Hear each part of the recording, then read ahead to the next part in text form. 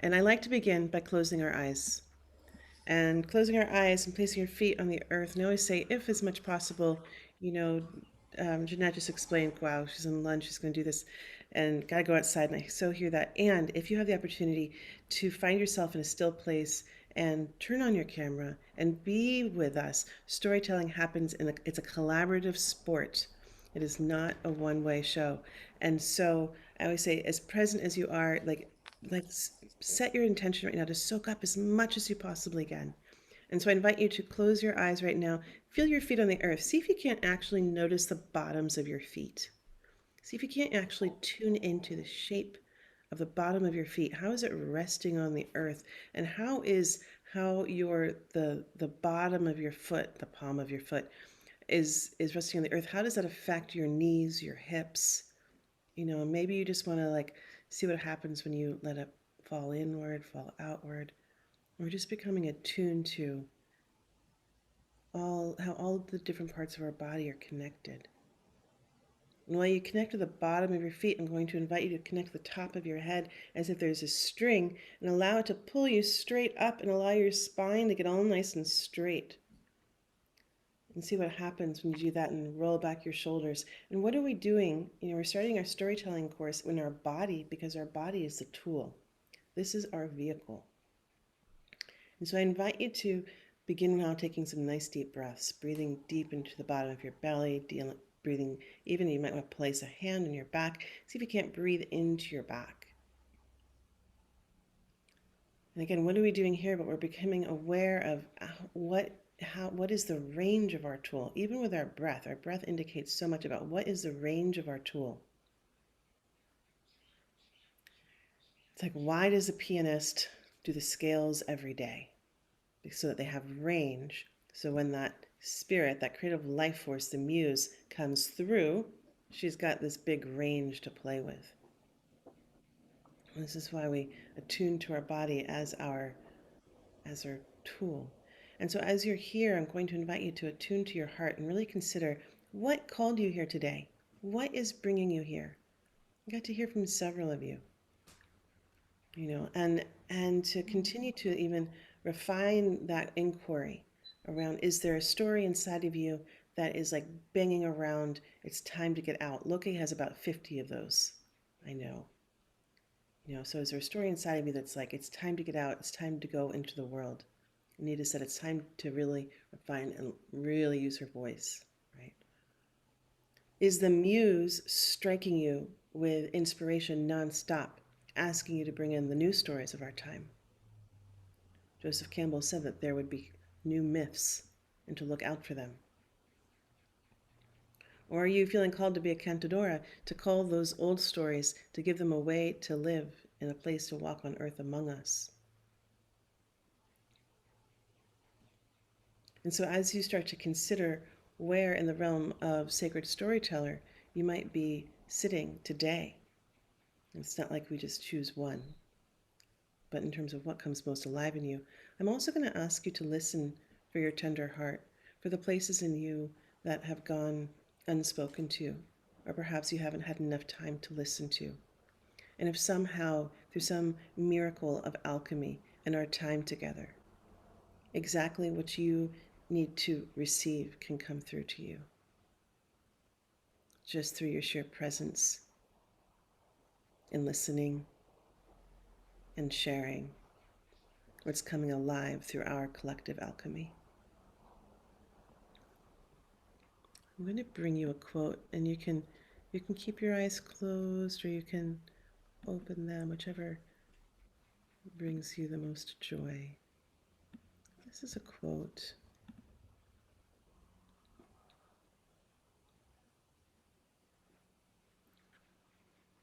My cousin Helen, who's in her 90s now, was in the Warsaw Ghetto during World War II. And a bunch of the girls in the ghetto had to do sewing each day. And if you were found with a book, it was an automatic death sentence. She had gotten hold of a copy of Gone with the Wind, and she would take 3 or 4 hours out of her sleeping time each night to read.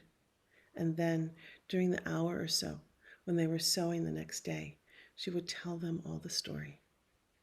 These girls were risking certain death for a story. And when she told me that story herself, it actually made what I do feel more important. Because giving people stories is not a luxury, it's actually one of the things that you live and die for. That quote is by Neil Gaiman.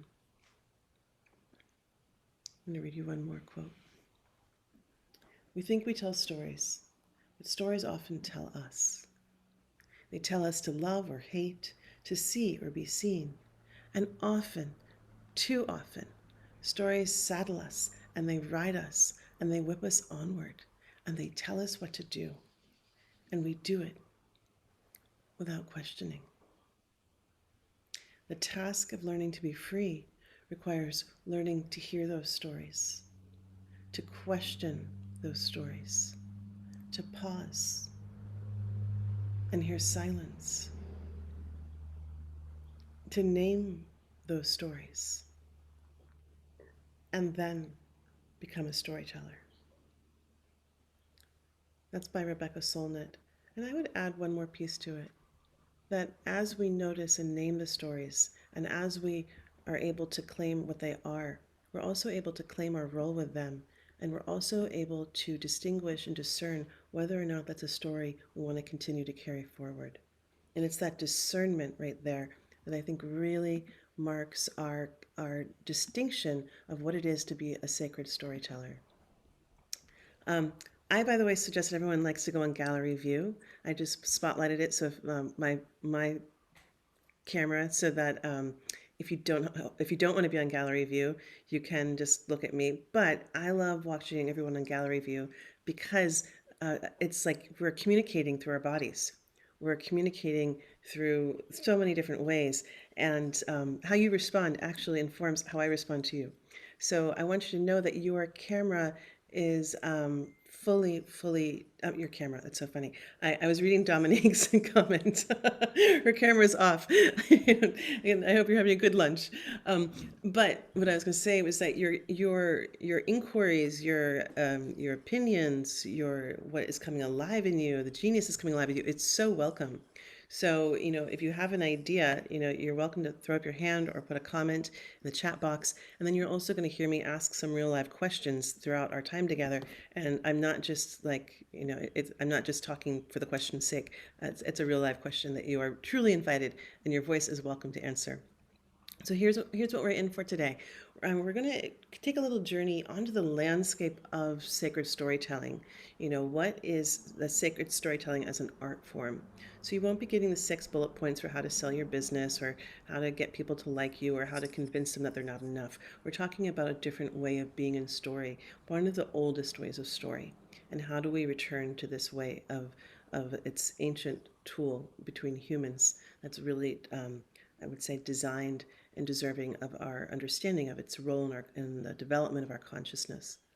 We're going to explore some of the basic fundamentals, like what is a story, what is a sacred story, what is a myth. We're going to get into, depending on what you talk about and what your questions are about, we might get into what is a creator matrix and things like that, and we'll give you a recipe for a story. And so a little bit about me and what kind of trouble I'm getting into.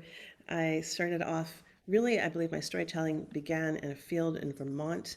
I was lucky enough to grow up in a big open space and allowed to wander and allowed to listen and allowed to actually have an imagination that formed. And I really believe that my relationship to story started there. I became fascinated with stories and I traveled a lot as a kid by myself on the planes. And every time I got on a plane, I would ask the person, well, I always wanted to know if we were going over the Bermuda Triangle. And I would try to get them to tell me that story because I was so fascinated by it. We never were. I was only going between like Vermont and New York. But, I still went for it to see if I could get someone to tell me that story.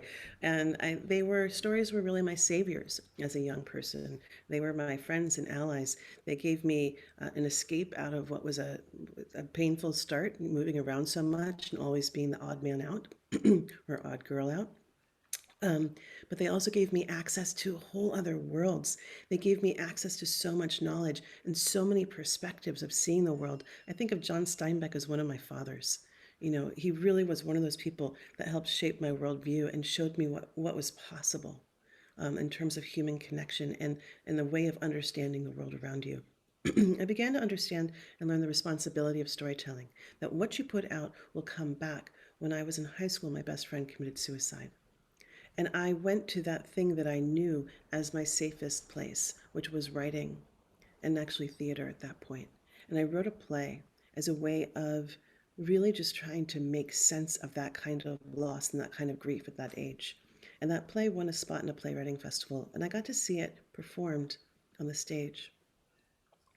And I learned that what you put out comes back. Because while I was just sitting there kind of in an innocent way, trying to make sense of my own grief, I became responsible for holding and being present with other people's griefs as well. I learned the responsibility of storytelling when I worked with Al Gore, and I managed and produced the Green Channel at his television network. And we were right there in the nexus of the climate change movement, and we were saying, how can we help people understand what's happening? And I thought that the news was going to be the way, because I had this recipe. What's the information that you get people to move to inspiration, to get them to move to motivation, to get them to activation. Wrong question. It's so great when you discover that you're asking the wrong question. Because what I discovered was that people weren't looking for information. I had an opportunity to see all the data, right? We were working on a website. So I could see all the data. People weren't metabolizing information. It was too much. The data wasn't making meaning. And I would say, as a side note, I feel like the climate change movement has gone horrifically in the wrong direction and doesn't know or understand story. Because rather than making data a character and giving them a role in the story, they made the data the story. And humans can't metabolize information. We metabolize story. We make meaning out of story. And we need a role for ourselves and the story in order for us to play a role. So I really learned how good people can do harmful things if they don't really understand the technology of this ancient art form. And something about that gave me full permission to escape the world as I know it, as I knew it, and to go into the deepest form of listening for how did this yearning, this real desire to participate in the world as we know it, how is it going to be expressed in me? And I could feel that I wanted to play a part in this changing times on the planet. And I went for a deep prayer, one of the deepest prayers of my life. And I heard things. It was the first time I actually heard an answer back. And that's a whole other story. You know when you hear things that you don't want to hear, that's not your voice. You're like, oh, that's not me. That's not me giving me that advice because I wouldn't give myself that advice. But I really received it. I had a lot to learn, and and in that prayer, I was told to do some deep listening, and in the time of that, I received a really big story, like a huge story, like a 5 book series story. And I knew it wasn't mine because I had no interest in writing a novel. I love short stories. So I ended up going on this journey to bring this story through. And and in that process, that's where I began to really deeply understand what a true sacred story was. And then in my own understanding through my own experience, listening, I began to actually be exposed to many other teachers like Michael Mead, like Carolyn Casey, like Martin Shaw, where I got to actually learn from other people that, oh my God, there's this whole other world. There's this world of storytelling, and it's not just for kids in libraries. That's what I thought it was. I was like, it's just little kids in libraries get stories. That no, storytelling is something much bigger and much larger. And so that led me into working. I got a master's in social work. I started working with story as a healing modality. I started doing story ceremonies and traveling them around the culture, around the world, around the country, looking at how to address the largest issues of our time. And it's been one of the most fun, rewarding, and delightful ways of participating in how do we bring people together? How do we give people access to themselves? How do we give people access to? I've come to understand that story is a temple in its own way. It's a church. You can go in, and what happens in there is completely private. What happens inside the temple, no one has to see or witness, but you can do it in a collaborative expression. It's kind of magical that way. So let's get to what some of the ancient understanding of what we understand about language that leads us to story. Hawaiians believe that words are so powerful that they can raise enough energy to slow the world or to set it into motion. Can you imagine can you imagine having that kind of potent relationship with language that you know that your word can speed up the world or slow it down? If you haven't had a chance to go see hula or witness that, this is an embodied prayer, a prayer that's being danced and spoken. It's a practice, it's not just a tourist attraction. Go on YouTube, find some hula, get to witness a culture that has maintained their relationship with their original language of their land and still speaks to the land, and the land still speaks to them. The Sicilians believe that words poke holes in the universe. I want to go back just because I want to be careful what I just said. It's like there's this whole language of we and they and all this stuff. It's so individual. There are people in Hawaii who have done great work to try to maintain that culture. It's not all people. So I just want to tell as much of the story as I know how to tell. Sicilians believe that words poke holes in the universe. I always think about that when I start feeling the anger start to come through the body, and it gets to right about here, and I gotta go, oh, I gotta be really careful what I say because whatever I say can't be taken back. And there's even a high concept in physics that says once a word has been spoken in a place, the resonance of it lives there always. Isn't it wild? I love that idea. So what does it mean when you can go back and visit a place, and how much can you attune to your listening? And right, we can't take back anything, but we can bring repair. Australians say that the stories of the past must be sung to the present so that the future can exist. Maoris say that the words don't describe a thing, they are the thing.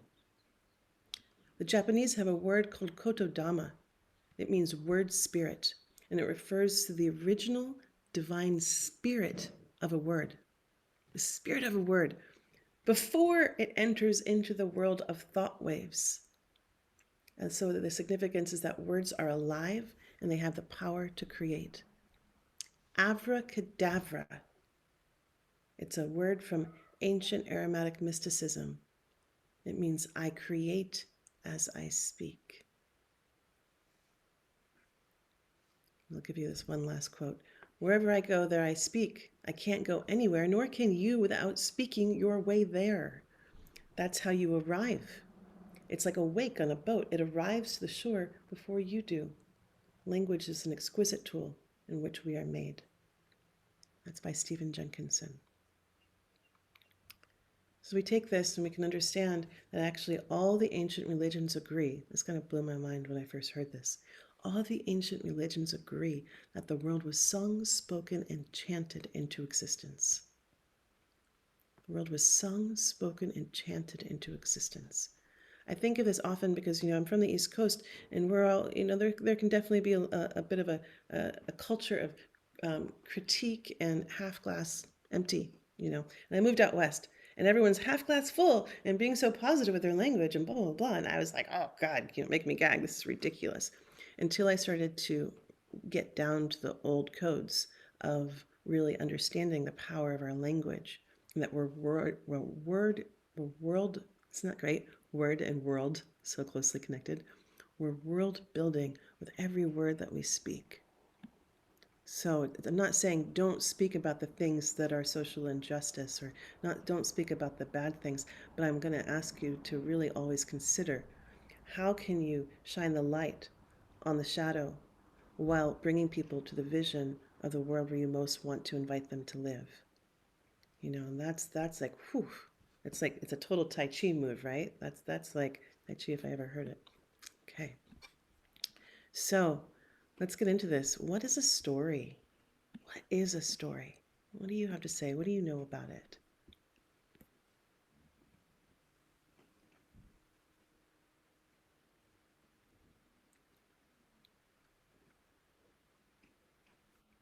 It has a beginning, a middle, and an end. Right. It's going to take you on a journey. It's going to take you on a journey. I'm not going to tell you a story that's going to be like, so I went to the post office today. Actually, I used to date someone, and he did. He would that, and I was like, wow, this is painful. You're just giving me the information, you know. If you're going to take me to the post office, you better tell me, like, so I went to the post office today. You'd never believe what I saw. There was a woman. I swear to God, there were like some wings, like moving at the back of her jacket. And I was like, this is crazy. I must be seeing things. You know, Leah, get your act together. And I looked away and I looked back, and sure enough, there's like wings batting around at the back of her jacket. She looks back at me with a little sparkle in her eye, and she says, what are you mailing your little magic to? So look, you know, if we're gonna take somewhere, let's bring them on an experience. And as storytellers, we have this wild, magical thing that we get to do is we have full permission to embellish. We have full permission to tell people the whole story of what's there. You know, there's a very famous, well-known storytelling colloquialism. This is a true story, and it really happened, right? Meaning that we can tell a lot of truth. We can tell a lot of truth without the facts and information. It gives us the keys to freedom when we're able to do that. But also, I want to invite you into a way of us understanding one of the powers of a story is that it's very powerful. So, how many of you went to the post office just now and saw someone standing in front of you with some wings batting around, right?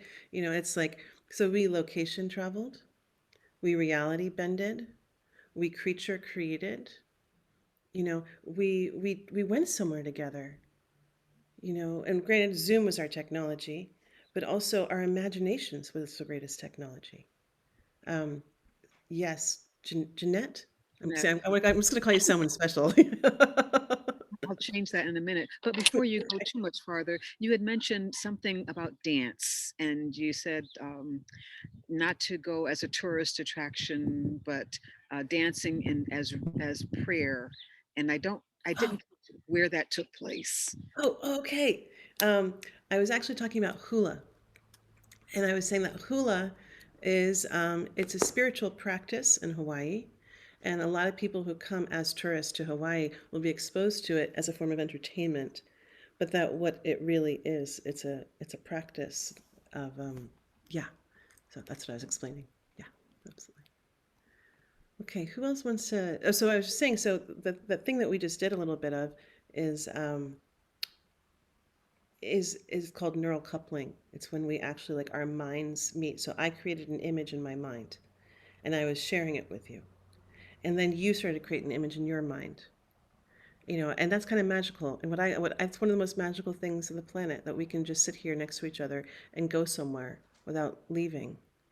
You know, and and so what I'm calling magical, Princeton calls neural coupling, meaning that there's a part in my brain that got activated. If I was to be, you know, have it be on the wires, they would be measuring my brain. They would see that the front lobe of my brain got activated, and that exact same part of my brain that I was intentionally activating got activated in your brain too.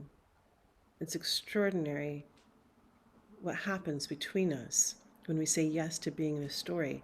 So I always say the illusion is that the storyteller has the control. It's the greatest magic trick because the truth of it is that it's the listener. It's the listener who has the true control of the situation. They decide who is going to what story will you allow to take seat in you? What story will you give your precious voice and repeat? You know, I wrote a creation story about COVID um, when it all started, and what came in the mythic sense was that COVID had an extraordinary superpower, very, very strong, very, very powerful. It could enter homes without walking in the front door. It comes through our technology, straight through our own mouths, and then we speak it into presence. You know, so it's like as storytellers, right? We get this access to a much bigger story. How big can your story be? How big can you see the world? And it gives you like the keys out of like the one dimension, two dimension, three dimension reality, and it gives you the keys to a much bigger story. Okay, so what else? What else is a story? Comes to mind. I'm going to say that a story is a means of travel. that doesn't require any money or any particular access point, and it can take place at any time, at any place, with anyone. It's kind of cool. You know, I've never heard that way of it. Right? It escapes the consumeristic culture that so many of us are in. Sort of like I go to the beach. I love the beach because it's like the great equalizer. Everyone can go to the beach. Well, if you live within driving distance, right? But it's like, you know, it's like um, stories, they also do this weird thing where they ignore one of the basic principles of this planet, which is entropy. Right? Entropy affects everything. Everything's eventually going to fall apart and fall down. The house is going to fall apart. The statues are going to break down from wind. You know, it's like everything does, except for stories. Stories can be carried from one life to another, to another, to another. Talk about a virus. You know, it just jumps from host to host to host. You know, except that when we understand, we can choose which stories we're going to let carry. What stories are we going to carry? You know, we can't. I think of like certain television and series, and I'm not going to even name it because that's how angry I get every time I think of it. You know, and I was innocently watching television with a friend of mine, and they love this show, and it was so violent and so haunting that those images are etched in my mind. You know, I can't undo them. You know, but I can choose if I give them my life force. I can choose if I give them my energy. I can make more conscious decisions about what I allow into this extraordinary garden of consciousness.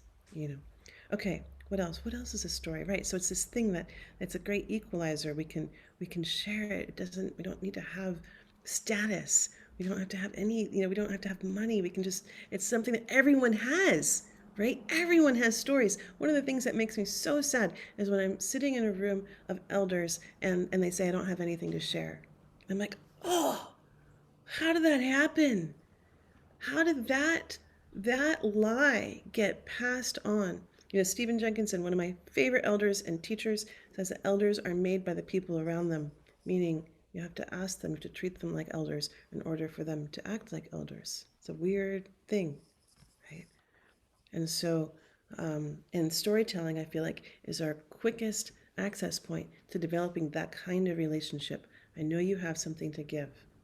You know, how, I'm not going to even go on that train of how we ended up in this world where we just think of people as olders and not elders. But anyway, next subject. What are we going? What else? What else do we know about story? What else is a story?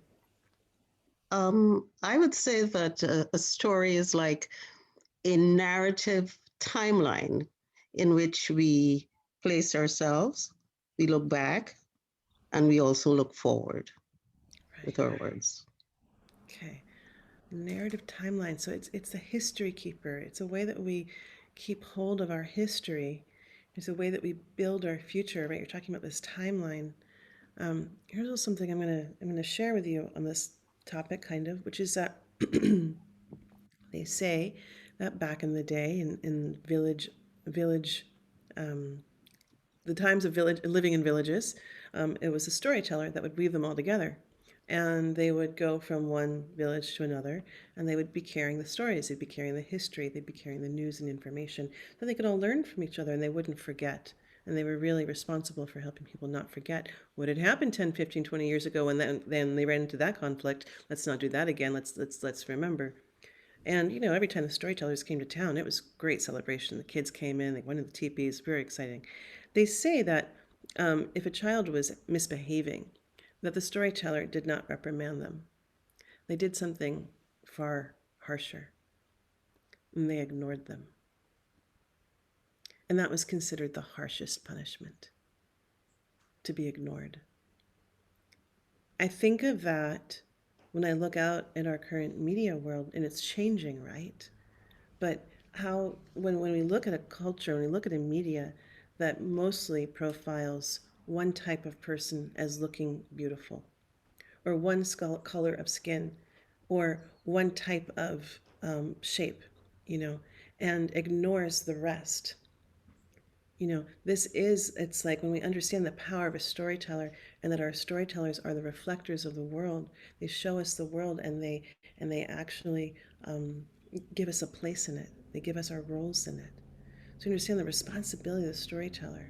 It's a big job right now to be a part of this healing and this changing and creating a place where all beings can see themselves as having a gift to give, as having a voice to offer, as having medicine for these times. And how do you change your stories consciously, unconsciously, slowly? How can you see that you might be perpetuating an old way of seeing the world? And it can be so subtle. So I invite you into really understanding how powerful our storytellers are in that way. Um, I'm going to go into a very unattractive, non poetic expression of what a story is. And I'm using it in terms of how humans always relate to themselves in relationship to the latest technology. So I'm going to call a story a um, an operating system. It's an operating system where we learn our beliefs, our values, what we believe is possible. It's where we see our roles and what we should expect out of life. So now think about the television shows that you were raised on. Now think about what did that tell you about the world and your part in it? What did you learn about marriage and romance? What did you expect your role could be? Um, so your family stories, the town that you live in, the schools that you participated in.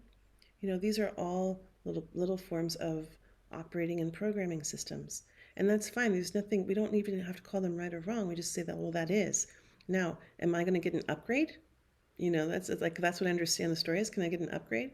Can I look at this old story and be like, you need a new outfit, and changing old stories, that's a whole other thing. It's a whole class that I teach because you have to be very, very tender about this, and I'm not going to get too much into it. But they really do have to have great respect for these old stories that have been walking among us for a really long time. So let's talk a little bit about this. So, what is a sacred story? What's a sacred story? Yes. Melissa's coming in from I Australia. Isn't that mind blowing? It's like 4 in the morning there, Yeah, 4:30. Insane. it is. That's why I'm not quite ready to turn on full on light. That's why That's I'm a right. little partway in the dark. Mm. But one of the things I like to do sometimes is take the letters of a word and see what each letter, how it creates a sentence that is for the word. And I've never done that with stories. So while you were talking, I just put it down, and what came was sowing truth on respects the yearnings. And then when you said what's a sacred story, that resonated for me with that. I love that. Sowing, we've got a poet among us, sowing truth on Yeah. what respects the yearnings. And what I'm receiving in that is something that speaks to that deepest part in us that's calling for something in the world. I don't know if you got to hear that noise in the background. It was a gecko. In Hawaii, they say like when the geckos speak up, they're like affirming what's Yes. being said. I always They, pay attention to geckos. So, yes. um, right. So a sacred story, it's speaking to something deep inside of us, and it's speaking to that universal part. John Steinbeck says that if you tell us when you tell a story, it's about the reader or it will not last. It means that there comes a time when you're ready to tell your story. It's no longer about you. It's about the other. It's a gift, you know. So, right. What else? What else do we understand about a sacred story? What is it? What is a sacred story? I want to say it's a story that touches the heart, touches the soul. It's a story that I'm going to say gently and lovingly um, gives answers and accepts questions. Mm, I love this. Okay, so it touches the soul. So now we're not talking about. She didn't say it touches my ego. So a sacred story isn't stroking your ego. It's getting to your soul. So it's getting to that largest part of yourself, that eternal part of yourself. And then shoot, what was the last part that you just said? Because you said something else too at the end. Do you remember? That I said it gently and lovingly gives answers and accepts questions. Mhm. Right. It receives questions. This is so critical. This is the coolest part about storytelling. We get to escape the self help movement. Okay, what is so bizarre about the self-help movement where all of a sudden someone is going to go in and they're going to tell you the six steps to fix yourself? This is insanity. Hi, take my sovereignty and take all my will, and I'm just going to hand it over to you, and you just tell me what to do. Storytelling, no. If it's so cliche, but it's so true. There's truth in cliches. All the movies, the young person goes to the elder and they say, tell me how to fix myself, or what should I get married, or should I leave my job? And the elder gives them a story. They give them a story because inside that story there's wisdom in there, and that wisdom can tap and open and speak to the wisdom that lives inside the listener. And now we're in a conversation of sovereignty. Now we're in a conversation of tapping your own intuition, your own deep knowing. Now you're in full liberty to live the life and the path that's meant for you to walk, not based on someone else's fear, concerns, or their own will and way of living. So this is where I feel like storytelling is so amazing, because it makes spaces for our own questions to be answered, and it encourages it. Very different way of communicating. A lot of us have lost that way of communicating. And I definitely don't do it with my friends. My friends come and they talk to me about their boyfriends, and I've got all kinds of opinions. But if I was really, being with the old ways and understanding that sometimes a story is actually all someone needs to make sense of the truth of the story that's living inside of them and the story that they most want to live. And perhaps that's the greatest gift we can give to someone when they're in their place of not knowing. Anything else about a sacred story? What is a sacred story?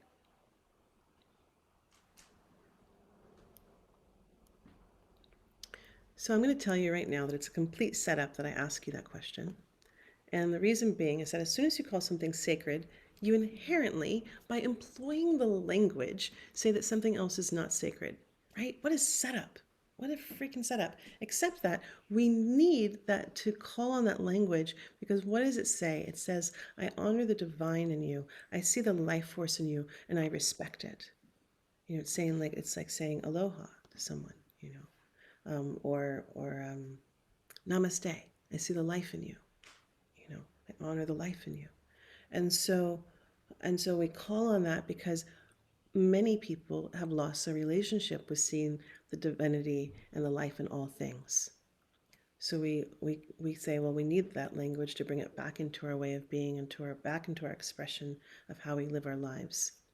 And now, but we're also saying something else. We're saying that there's a soul and that there's a life force in these stories all to their own. Meaning that when I come forth as a sacred storyteller, if I was to tell you the story of when I was diagnosed with cancer, it's no longer my story. It's your story. It's a story that has a giveaway about an initiation, and the initiation is a universal story. So I offer that in the sense that when you think about coming as a sacred storyteller, how humble can you be when approaching your story as if you don't know it, as if you're just meeting it for the first time, because you know the story from the ego perspective. But have you had a chance to listen to the story from the perspective of your soul, that universal part of you that perhaps came here to learn something and perhaps made a commitment to know something so that you could teach about it, and that gets to come through your stories? So it's to me, it's possibly one of the most humbling ways of being in the world when approaching a sacred story. And it's a job of listening, allowing that story to flow through you. And it's so easy that oftentimes people think it's hard. I know that Elizabeth is a painter, so she probably knows a thing or two about trusting, her tools, trusting the color that wants to come through her, and what shape and form, and there's a beauty in being able to let go. And I once had there's a woman that is taking classes right now. Her name's Mahaba, and she's a very committed student, and she's very committed to trying to understand how to really find her relationship with Eros and this creative life force. And one time she was so frustrated, and we were all doing free writes, and she saw it done by someone, and And she saw that it wasn't happening that way for her. And she's like, how do I do it? Like, how do I dance with arrows? Like, or not dance. She's like, how do I get arrows to come through me? And that her true yearning to understand, like I went in for a deep listen. I'm like, how do I bring this another way? And what came was this idea of it's actually like tango dancing. and apparently in Buenos Aires at the tango dance floors, there's an agreement that happens between men and women when they dance, and eye contact is made first. So a man will never approach a woman before eye contact has not been made and she's been like, yes, I want to dance with you. Okay, so he's never going to walk up to a woman and be refused. you know and so I think of like this, and then they go into this wild dance, and usually in that makeup, he's the leader and she follows, and they have this great wild thing, and the dance, if there's them and then there's the dance that they become part of making, right? And I think of the same thing as when creating with the muse. It's like when you pick up the pen and you decide what you're in service to. What am I? How am I a conscious creator? What am I in service to? Am I in service to love? Am I in service to connection? Am I in service to the wisdom ways? Am I in service to healing? Obviously, I'm picking a kind of brand of what I'm in service to, but whatever you are truly in service to, I invite you that. And that's like sending out your antenna. You're like, deet, deet, deet, deet, and what stories, what muse wants to come dance with that?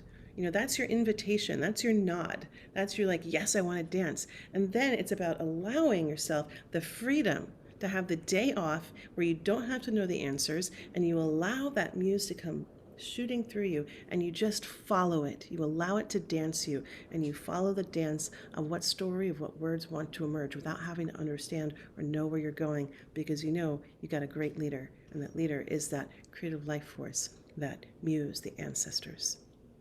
Sean Kane even says, the earth speaking out loud.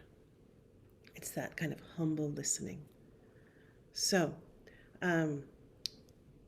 shall we talk a little story? Would you like a story recipe to create your own story? Yes, I'm seeing some. Okay. I'm going to give you a show of hands because we're going to see where you're going to go. I could tell you a mythic story that reclaims our relationship with the wounded healer. So if you're like, oh yeah, I want to just receive a mythic story, or I could give you a story recipe that tells you how to create your own wisdom story. So if you want a mythic story on wounded healer, 1, and if you want your recipe to tell your own creation, your own wisdom story, 2. You just have to raise your hands. No, I need a 1 or a 2. Okay, I'm seeing a lot of recipes. Okay, the recipes, here it is. Okay, here it goes. So here's how you start it. So a wisdom story, you have to be on the other side of the story.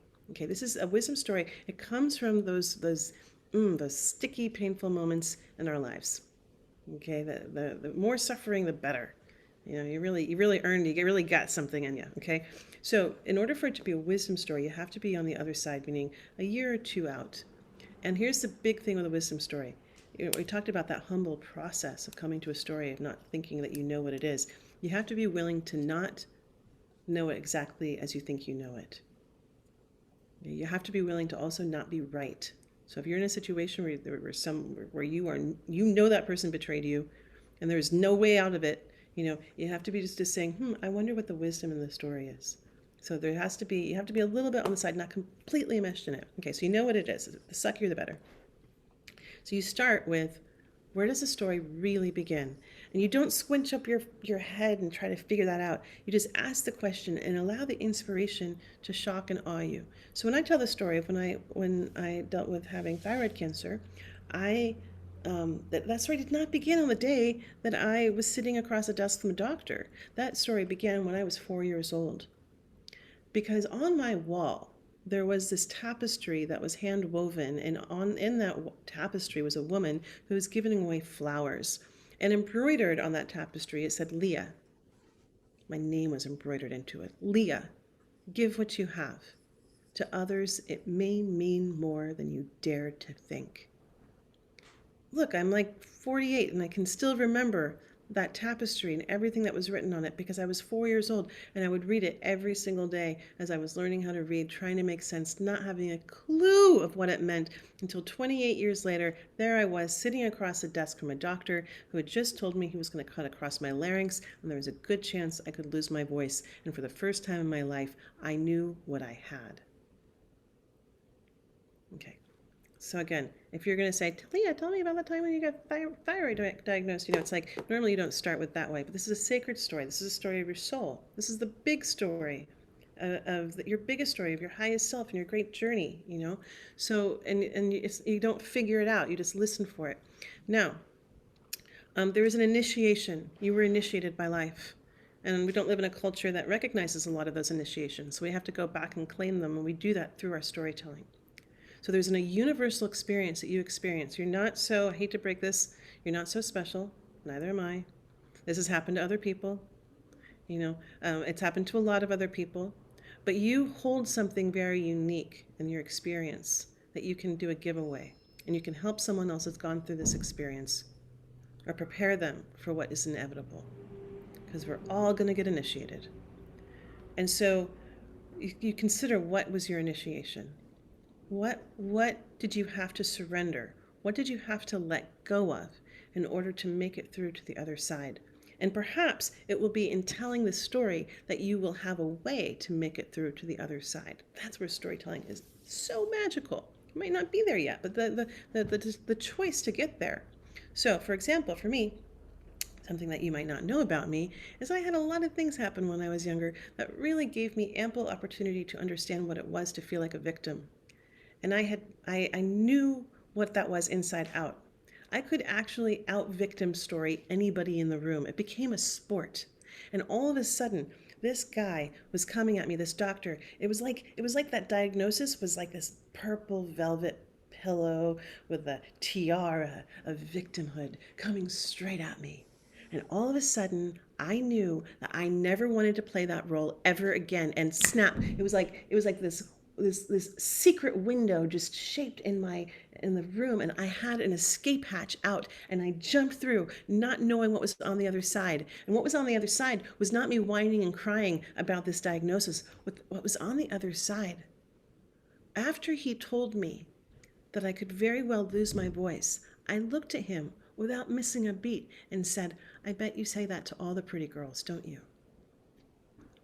I started cracking jokes. I started, like, this sense of humor in me came alive that had never been there before. And that's what I did. That became my job.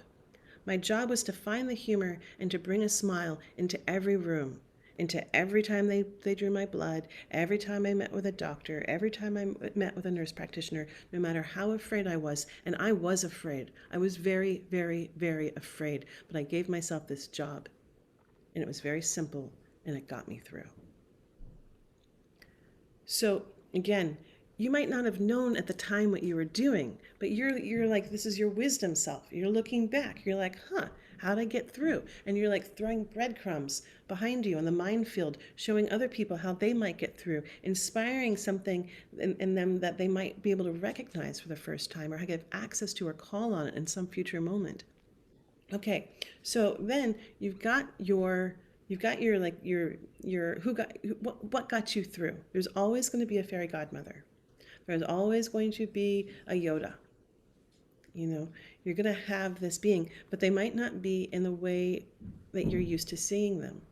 So you go back and you're like, well, who was that special magical being that got me through? For me, it was a garden. So something that you might not know is that when you have your thyroid taken out, the doctors don't know how much medicine to give you. They just kind of like throw something in you and they're like, let's see what happens. For me, they gave me speed. I came like running out of the hospital. I called my friends. I said, let's get together. Let's build a 70-foot circular garden. And they were like, Leah, you're crazy. You just got out of the hospital. I was like, I know, I've got all this energy. Let's use it. And thank God we did. We got together. We built the 70-foot circular garden. And then after about a week, all that speed added up and I fell into a deep, deep, deep exhaustion and depression because all I had energy for was to get up in the morning and get myself to work and to get home. And I thought, wow, this is the rest of my life. This is going to be a real bummer. And I fell into a deep depression. And all of that avoiding of all that fear ahead of time caught up with me. And I walked the spiral of that garden every single morning. And as I walked into it, I said my gratitudes. And I did not know anything about gratitude before this experience. It wasn't trending. Oprah wasn't talking about it. That garden taught me about gratitude. And as I walked out of the spirals of that garden, I prayed. I didn't know anything about praying. I didn't know anything about prayer. The garden, that land, taught me about that. And I prayed for my life. And those prayers are what brought me to you.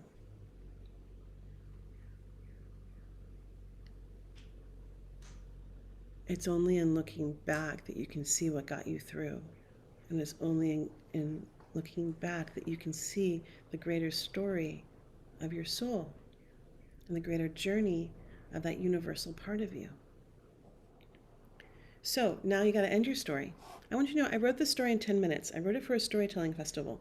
And you can too. You can just bullet point it. This is your life, you know it.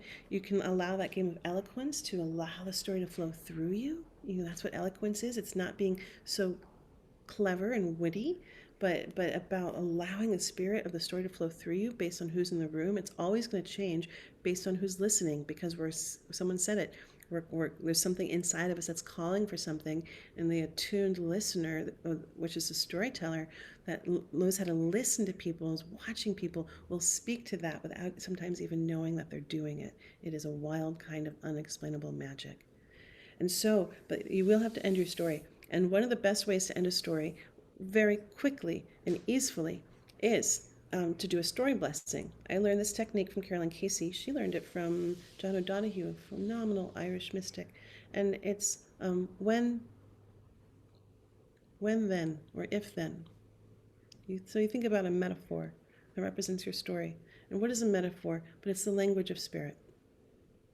So if you end up in the ocean on a dark and stormy night, and the waves are big, and your ship has sunk, and you think that darkness and death could be the only thing left for you, then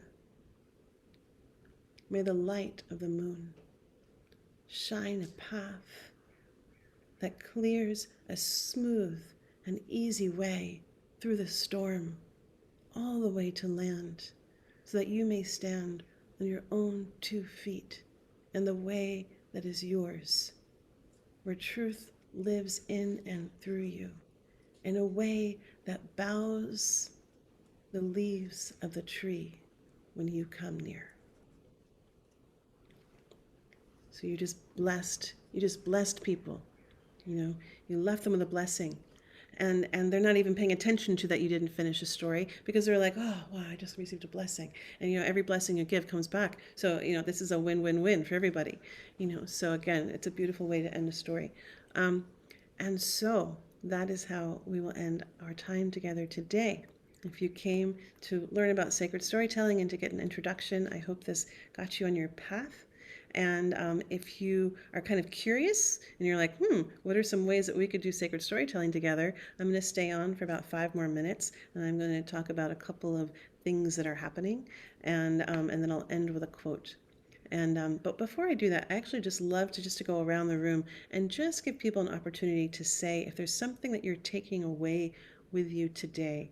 And this is a great thing, because so much happened, right? And we all caught different arrows shooting through the space, and maybe we didn't, and so when we repeat them, other people get to perhaps receive something that they didn't catch, what they might want to take away. So it's a form of generosity. And so you can name one thing, one word, one phrase, something that came alive for you, or something that that you're anchoring in and taking away. I think for me, it was when you talked about responsibility and the responsibility we carry as storytellers. So thank you. For me, it was we choose the stories we carry. I mean, it says everything about our lives. I can't see you all because of the way I signed on. It's Melissa Hall, and I'm sorry to be limited with video, but I'm grateful to you. And there are Navy jets flying overhead, so I'm going to talk fast. I really loved much what I heard, but I had to sign off briefly. The one that really stuck surprisingly was very short. When you said what is not a sacred story is implied by calling something a sacred story. And I love the paradox of that being true, because you can lift everything up and see everything through a lens that sees its sacredness. Oh, here come the jets.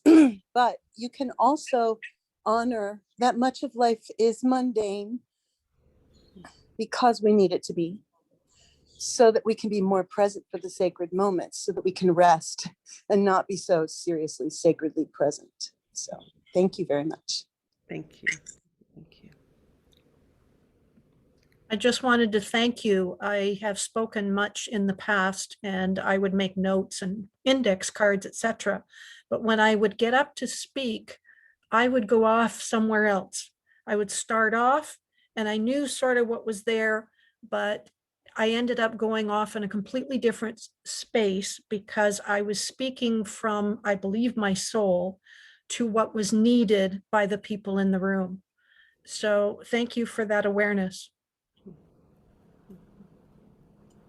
I have to go. I wish I could stay on for the remaining few minutes, but the word that I'm taking away is gratimunity. And that's a combination of gratitude and community on this call. I love that. Thank you. I'm gonna give you, just if you want, I just put a couple of links to what's coming up in the chat box so that you can see that. Thank you. Dominique saying the truth that lives through you. Wonderful. I like the ending, this idea of ending the story with the metaphor. I've never heard that before. And a lot of other things, but I like that idea. I like the idea that the story actually begins before the story. Oh yeah. I like that idea, that concept, to understand that, and also the blessing at the end.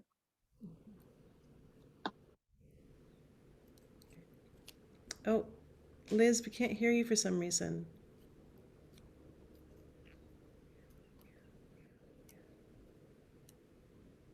Okay. You can type it if we can't get your volume. I'm going to just tell you a couple of things that are coming up now. And if you want to keep sharing, you can put them in the chat box. It does feed all of us. And I'm putting these links here because I'll tell you, we're having a heck of a time with our emails lately getting thrown into spam. And so I think you're going to get the replay, but just check your spam folders, check your promotion folders. But here's what's coming. Here's what's coming up. If you're someone where you're like, wow, there's so many stories that are coming through me. I so want to have a place to create, and I just want to create and create. I want to get some feedback, and I want to join a creative writing community. I just started something brand new, and I'm so excited for it. It's called the Story Starter Lab. And in this is just a place where we can come and just create. And I say grab the links here because, again, the emails are just a thing. This is a place where we meet once a week. You'll get a creative prompt. You'll have the time to write. So this is it supports you in creating a discipline and have the time to create. And then you'll get to share in very small groups. And I have a very specific way of how we create together so that it really supports the creator in you. So we don't do any critique at this stage. It's just really about how do we call out the stories that want to come through you and give them a place to live. If you're one of those people, you're like, I've been actually writing a lot of stories and I actually need to workshop my stories, go further down on that page and you'll see that it's called, I think it's called story. There's the creative launch, which is where we do creative prompts. And then there's the actual workshopping. And that's for people who want to bring in, and you can bring in up to 8 minutes of your stories or something that you're writing or telling and share it. And then in a really supportive community actually and that where we do work a little bit on critique and really help you develop your story so that it can be brought to the world. If you're someone where you're like, wow, I'm finding my voice, but there's a little bit of a lockdown in it, and I really want to be part of a community that goes through a massive breakthrough. Like I want the breakthrough of my life, and I want to really use my voice with purpose and meaning according to what I'm really passionate about. And for you, I've been dreaming up this course for over a year now. I'm so excited for it. And it's called Speak Your Spark. It's a 6-week class. I bring in 5 guest teachers from around the globe. These people are just outrageous. And so you'll get 11 classes over the course of 6 weeks. If you don't attend all of them, that's okay. You will be able to watch all the recordings. You also get a small group that you can work with if you so desire outside of class. And I've seen people, this is like with the glue, this is like the stitching. I've seen people stay with their groups for years in terms of developing a creative community. But really, this course is designed to really look at your third chakra and look at where are all the places where you might be blocked or have barriers. And we'll go through a process where you get to explore your unique creator matrix, which is that part of you that it is great, Liz. It's like such a fun class. I'm just going to say, like, it's like one of my most fun places to play. And basically what it is, they're called sanctuary classes. And one of the things that we do is we get to learn about who we are as creators through creating sanctuary in our homes. This is the most fully embodied class you will get to have. Through our teachers, you'll get to work with your voice. Chloe Goodchild comes to us from the UK and really about liberating any blocks in your voice and getting more comfortable with that. We've got Celia Alario, who's worked with professional people in the press for years and years and years and talks about standing on the stage as a sacred art. So if you want to get over that part of you that like wants to be able to do that, then you also will have an opportunity to get to really talk to the parts of life that could be challenging right now. And Justin's going to come and he's going to talk to us about race and equality. How do we speak about this in these times where we can really listen to other people and be heard in terms of what we most care about? So it's a really special series that's going to be going on, along with Erin Lindbergh's going to be with us, and she is a national treasure. And she actually lives in one of the most remote places of Maui. You would normally never get to meet her or know her. She will slow down time in terms of your relationship to your body and becoming so aware of your somatic practice. And then also we will meet with Jan Blake, who comes to us from South Africa, and she's going to be working with us with the oldest stories. And how do we weave in the wisdom of those old stories into our modern time? So really, really, really fun opportunity to come together and play. And play is an advanced skill. It's an advanced skill where we get to push at the edges of what we're comfortable with, but we do it in a safe environment. And so and get to explore new parts of ourselves. So if you're like, wow, I want to do this, there are 2 very special things that are happening today if you happen to register.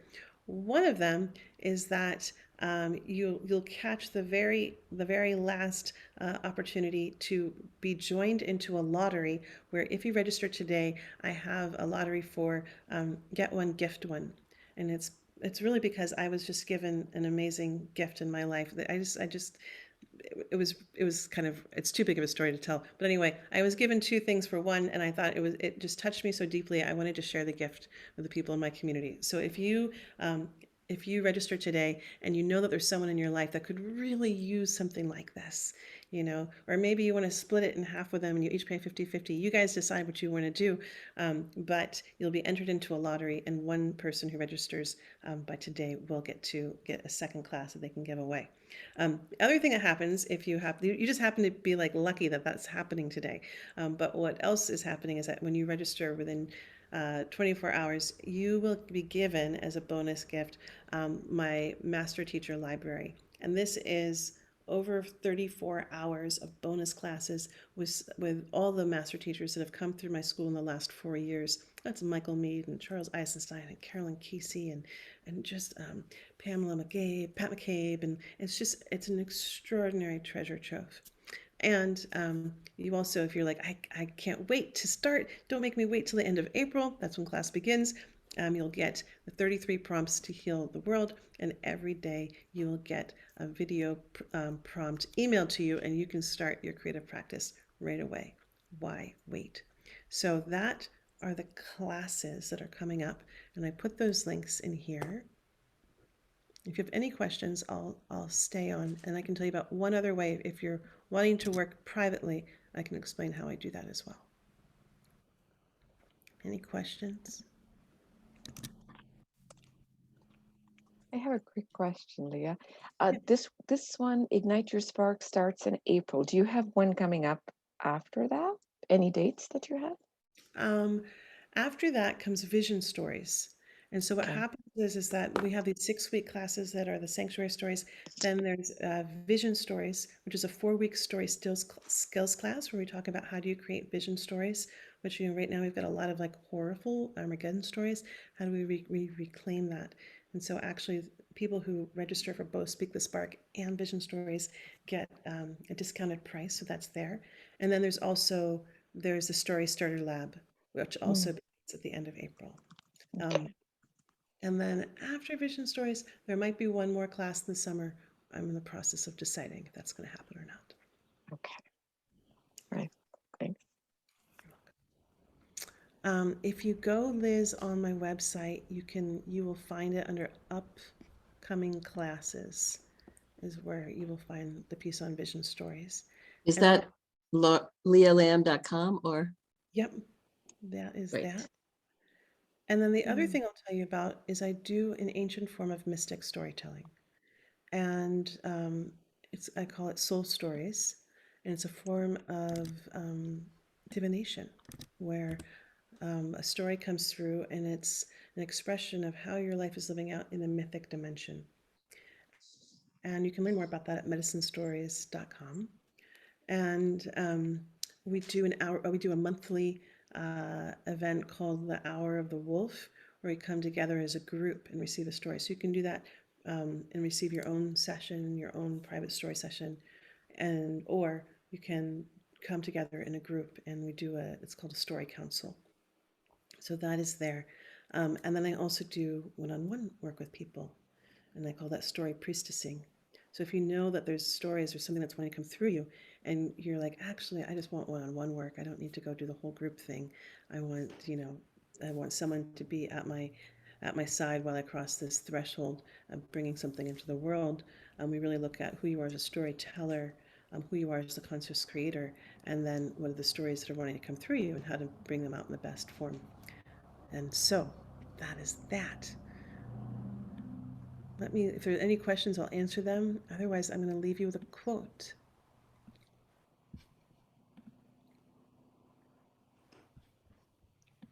Okay, I'll leave you with this quote. It's by Robert Bly. A man told me once that all the bad people were needed. Maybe not all, but your fingernails you need. They are really claws, and we know claws. And the sharks, what about them? They make other fish swim faster. And the hard-faced men in black coats who chase you for hours in dreams, that's the only way to get you to the shore. And sometimes those hard women who abandon you get you to say you. A lazy part of us is like a tumbleweed. It doesn't move on its own. Sometimes it takes a lot of depression to get tumbleweeds moving. Then they blow across 3 or 4 states. This man told me that things work together. Bad handwriting sometimes leads to new ideas, and a careless God who refuses to let people to eat from the tree of knowledge can lead to books and eventually to us. We write poems with lies in them, but they help a little. And that was Robert Bly. I just love the biggest story of all. Can we tell the biggest story of all? All right, wishing you all a wonderful day. Thank you so much. Take good care. Thank you. Take yourselves off mute and say goodbye. Aloha. Aloha. Thank you. Yes, aloha. Aloha. Thank you. Mahalo. Mahalo, Leah. Hello, Thank Lupe. you. You're welcome. Thank you. Bye-bye. Bye-bye.